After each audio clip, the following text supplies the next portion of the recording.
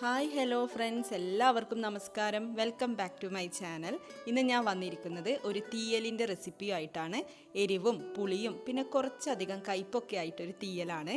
ചെറുനാരങ്ങ വെച്ചിട്ട്, പുളിനാരങ്ങ വെച്ചിട്ടാണ് ഈ തീയൽ തയ്യാറാക്കിയിരിക്കുന്നത്.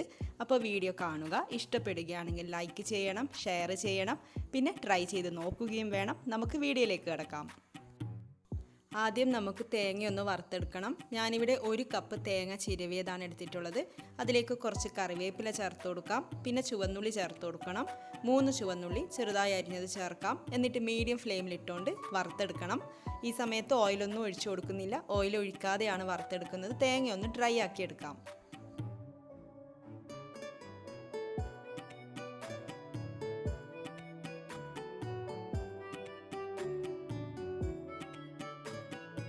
തേങ്ങയുടെ ആ ഒരു നനവൊക്കെ മാറിയിട്ട് ഡ്രൈ ആയി വന്നിട്ടുണ്ട്. ഈ സമയത്ത് ഓയിൽ ഒഴിച്ചു കൊടുക്കാം. 2 ടീസ്പൂൺ വെളിച്ചെണ്ണയാണ് ഒഴിക്കുന്നത്.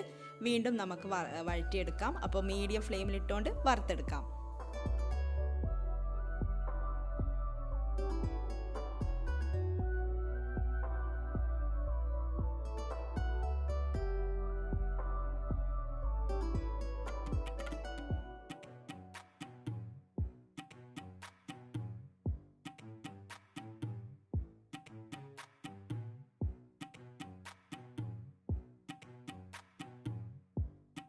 തേങ്ങ നല്ല ഡാർക്ക് കളറായിട്ട് വരുന്നുണ്ട്. ഈ സമയത്ത് മഞ്ഞൾപ്പൊടി ചേർത്ത് കൊടുക്കാം, 1/4 ടീസ്പൂൺ. പിന്നെ കായം ഒരു 1/4 ടീസ്പൂണൊക്കെ ചേർത്ത് കൊടുക്കാം.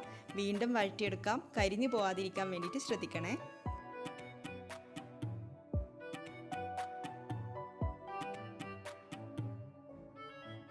തേങ്ങ ഇവിടെ റെഡിയായിട്ടുണ്ട്. നമുക്കിത് വേഗം വേറൊരു പാത്രത്തിലേക്ക് മാറ്റി വെക്കാം. എന്നിട്ട് ചൂടാറി വന്നാൽ അരച്ചെടുക്കാം.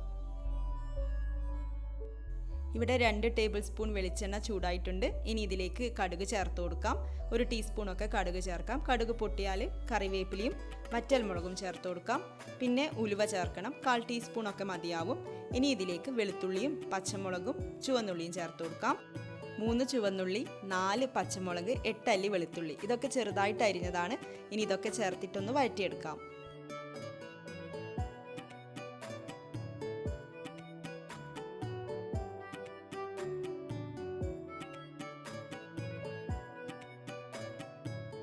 ഇനി നമുക്ക് മെയിൻ ഇൻഗ്രീഡിയൻ്റായ പുളിനാരങ്ങ ചേർത്തിട്ട് വഴറ്റിയെടുക്കാം. നാരങ്ങയുടെ ഉള്ളിലെ കുരുവും നാരങ്ങയുടെ തൊലിയും കൂടെ കളഞ്ഞെടുത്തതാണ്. 6 നാരങ്ങയാണ് ഞാനിവിടെ എടുത്തിട്ടുള്ളത്. അപ്പം നമുക്കിതുകൂടെ ചേർത്തിട്ട് വഴറ്റിയെടുക്കാം.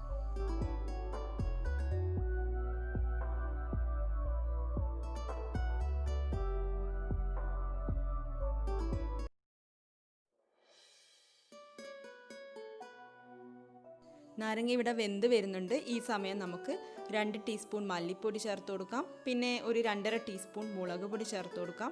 പിന്നെ ഇതുവരെ ഉപ്പ് ചേർത്തിട്ടില്ല, അപ്പോൾ ആവശ്യത്തിന് ഉപ്പും കൂടെ ചേർത്ത് കൊടുക്കാം. എന്നിട്ട് വീണ്ടും വഴറ്റിയെടുക്കാം.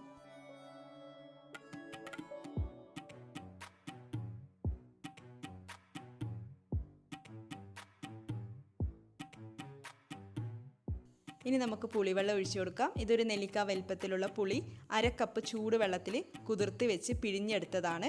അപ്പോൾ പുളിയൊക്കെ പിഴിയുമ്പോൾ ചൂടുവെള്ളം തന്നെ ഒഴിച്ചു കൊടുക്കൂ. വേഗം തന്നെ നമുക്ക് പിഴിഞ്ഞെടുക്കാൻ പറ്റും. അപ്പോൾ അതുകൂടെ ചേർത്തിട്ടൊന്ന് ഇളക്കി കൊടുക്കാം. പിന്നെ വെള്ളം ഒഴിച്ചു കൊടുക്കാം. ആവശ്യത്തിനനുസരിച്ചിട്ടുള്ള വെള്ളം ഒഴിച്ചു കൊടുക്കാം. അതും ചൂടുവെള്ളം തന്നെയാണ് ഞാൻ എടുത്തിട്ടുള്ളത്. ഞാനിവിടെ 1 കപ്പ് വെള്ളമാണ് ഒഴിച്ചിട്ടുള്ളത്. ഇനി നമുക്കിതൊന്ന് അടച്ചു വെക്കാം. ഒരു 10 മിനിറ്റൊക്കെ മീഡിയം ഫ്ലെയിമിൽ വെച്ചുകൊണ്ട് അടച്ചു വെക്കാം.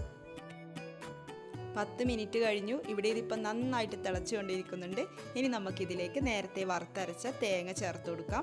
തേങ്ങ അരച്ചെടുക്കുമ്പോൾ വളരെ കുറച്ച് വെള്ളം മാത്രമേ ഞാൻ ഒഴിച്ചിട്ടുള്ളൂ. ഇനി നമുക്കിത് നന്നായിട്ടൊന്ന് മിക്സ് ചെയ്യാം. പിന്നെ കുറച്ചുകൂടെ വെള്ളമൊന്ന് ഒഴിച്ചു കൊടുക്കാം.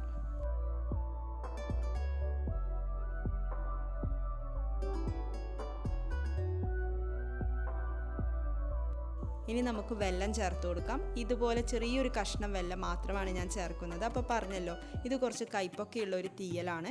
അപ്പോൾ നിങ്ങൾ നോക്കിയിട്ട് നിങ്ങളുടെ ഇഷ്ടത്തിനനുസരിച്ച് വെള്ളം ചേർത്ത് കൊടുക്കാം. എനിക്ക് കയ്പ് അത്ര വലിയ പ്രശ്നമായിട്ട് തോന്നുന്നില്ല. അതുകൊണ്ടാണ് ഞാൻ ചെറിയൊരു കഷ്ണം വെള്ളം ചേർത്തത്. അപ്പോൾ നോക്കിയിട്ടൊക്കെ ചേർത്ത് കൊടുക്കാം. എന്നിട്ടിത് വീണ്ടും 10 മിനിറ്റ് മീഡിയം ഫ്ലെയിമിൽ അടച്ചു വെക്കണം. 10 മിനിറ്റ് കഴിഞ്ഞു. ഇവിടെ ഇപ്പോൾ തീയൽ നന്നായിട്ട് വെട്ടിത്തിളച്ചുകൊണ്ടിരിക്കുന്നുണ്ട്. നമുക്ക് ഫ്ലെയിം ഓഫ് ചെയ്ത് കൊടുക്കാം. അപ്പോൾ അത്രയേ ഉള്ളൂ. വളരെ ഈസി ആയിട്ട് നമുക്ക് ചെറുനാരങ്ങ തീയൽ, പുളിനാരങ്ങ തീയൽ തയ്യാറാക്കിയെടുക്കാം. പിന്നെ കുറച്ച് കയ്പുള്ളത് കൊണ്ട് അതിനനുസരിച്ച് നോക്കിയിട്ടൊക്കെ വെള്ളം ചേർത്ത് നമുക്ക് കുറച്ച് മധുരം കൂടെ കൊണ്ടുവരാം. അപ്പോൾ എല്ലാവരും ഒന്ന് ട്രൈ ചെയ്ത് നോക്കുക. ട്രൈ ചെയ്ത് നോക്കിയിട്ട് നിങ്ങളുടെ അഭിപ്രായം കമൻസിലൂടെ എന്നെ അറിയിക്കുക. ഈ ഒരു റെസിപ്പി ഇഷ്ടപ്പെട്ടെങ്കിൽ ചാനൽ ഒന്ന് സബ്സ്ക്രൈബ് ചെയ്യാനും മറക്കരുത്. നമുക്ക് അടുത്ത വീഡിയോയിൽ കാണാം. താങ്ക്